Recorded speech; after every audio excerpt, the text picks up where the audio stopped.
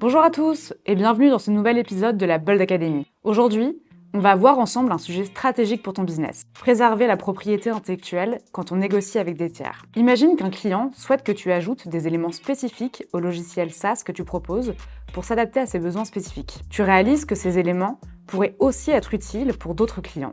Tu voudrais donc pouvoir les leur proposer. Si le premier client a récupéré la propriété intellectuelle sur ses développements, tu ne pourras pas les utiliser pour d'autres. Si tu es une boîte tech ou que tu as développé une solution industrielle, la propriété intellectuelle, c'est ce qui fait la valeur de ta boîte. Or, tu l'enrichis souvent grâce à des commandes de clients, des POC ou des collaborations avec des tiers. La question se pose alors de savoir qui détient quoi. Il est crucial de savoir comment préserver ta propriété intellectuelle et comment gérer les négociations sur cet aspect. Dans cette vidéo, je vais te donner toutes les cartes pour ne plus subir tes négos et te préparer à la bataille. On y va ?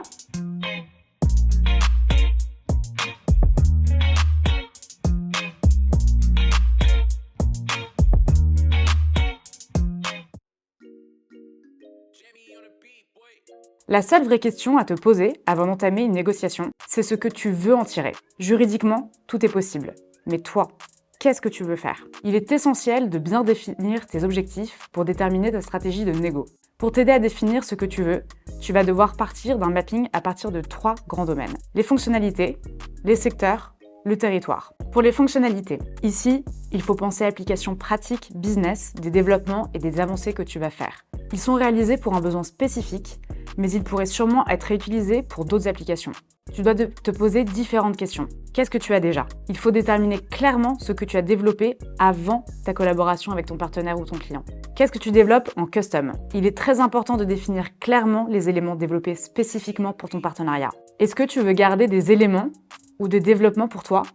Si oui, lesquels ? Il faut te demander ici si ces éléments et développements peuvent être utiles dans le futur ou s'il s'agit d'un use case spécifique à ton client ou ton partenaire. Pour les secteurs et les territoires, la question des secteurs et des territoires va te permettre de nuancer tes besoins au niveau des fonctionnalités. Sur quel secteur et territoire est-ce que tu as besoin d'exploiter tes fonctionnalités ? Par exemple, si la techno développée pour les besoins de ton client est spécifique au secteur médical, mais qu'elle pourrait être implémentée en cosmétique, est-ce que tu veux pouvoir te laisser la possibilité de l'exploiter dans cet autre secteur ? Est-ce que tu veux pouvoir exploiter les fonctionnalités sur d'autres territoires ? France, Europe, monde.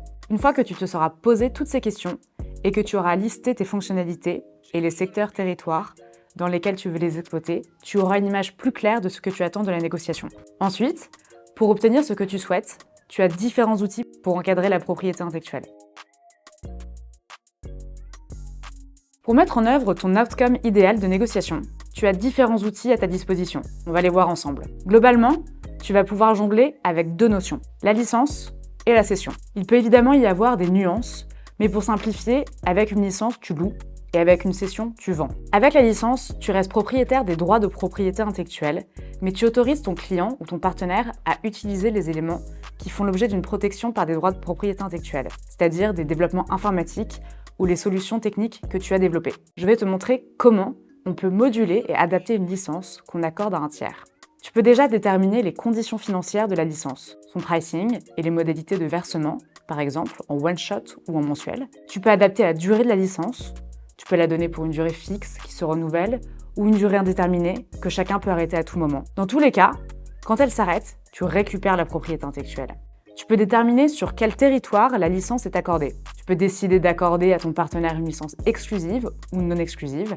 Si tu lui accordes une licence exclusive, il sera le seul à pouvoir utiliser les éléments protégés par les droits de propriété intellectuelle. L'exclusivité que tu accordes est donc un avantage non négligeable pour ton partenaire. Et tu peux encadrer cette exclusivité dans le temps et territorialement. Tu peux également fixer des clauses d'objectifs comme condition de l'exclusivité que tu lui accordes. Par exemple, vendre X produits sur X années ou réaliser X de CA. Je vais maintenant te montrer comment on peut moduler et adapter une cession.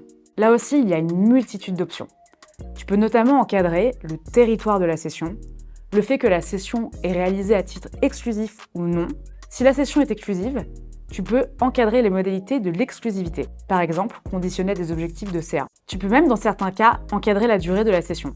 On se rapproche alors de la licence. Tu peux également prévoir des systèmes de marque blanche ou marque grise. Tu l'auras compris, ici, le juridique ne vient pas te freiner. Tu as plein de cartes en main pour arriver à un équilibrage qui te convient et qui soit deal maker. Maintenant que tu as pu fixer tes objectifs et que tu connais les différents instruments à ta disposition pour encadrer la propriété intellectuelle, on va pouvoir reprendre ton mapping, des features à garder ou à céder, et y appliquer les outils. Ta techno de base, tu dois toujours la garder, car c'est sur elle que repose ton business. Tu ne dois donc pas la céder. La seule chose que tu peux envisager, c'est d'accorder une licence d'utilisation non exclusive sur celle-ci. En revanche, pour la brique de développement réalisée à la demande de ton client, en fonction des réponses au mapping que tu auras préalablement réalisé, tu as différentes options. Si tu veux pouvoir exploiter tout de suite la techno développée pour ton client, il faut privilégier la licence non exclusive. Si tu veux pouvoir réexploiter un jour, mais pas pour tout de suite la techno développée pour ton client, tu peux faire une licence exclusive. Pendant la durée de la licence que tu as accordée, seul ton partenaire pourra exploiter les développements custom. Quand la licence arrivera à son terme, tu récupéreras la techno et tu pourras l'exploiter à ton tour. Si tu ne veux pas exploiter la techno que tu as développée pour ton client, tu peux faire une session. Petite précision, si la nouvelle brique développée pour les besoins de ton client est interdépendante de ta techno de base, tu dois concéder une licence sur ta techno de base. Ici, nous avons parlé des grands mécanismes du squelette de base pour gérer et négocier les aspects de propriété intellectuelle. Mais il y a évidemment des options pour affiner et customiser davantage. Une fois que tu as pensé à tout ça, tu as une base pour aborder ta négo avec ton partenaire. Vous pourrez ensuite retranscrire l'état de vos négos dans un contrat. Tu l'auras compris, pour exploiter et gérer sa propriété intellectuelle, il y a une multitude de solutions. Bien gérer sa propriété intellectuelle peut s'avérer être réellement stratégique pour ton business. Maintenant, tu as les cartes en main pour préparer tes négociations. N'hésite pas, si tu as des questions, à les écrire en commentaire sous cette vidéo ou à nous contacter sur notre site wearebold.co. On se fera un plaisir de t'accompagner sur ces sujets. Et bien sûr, pense à t'abonner à la chaîne pour voir les prochaines vidéos. À très vite!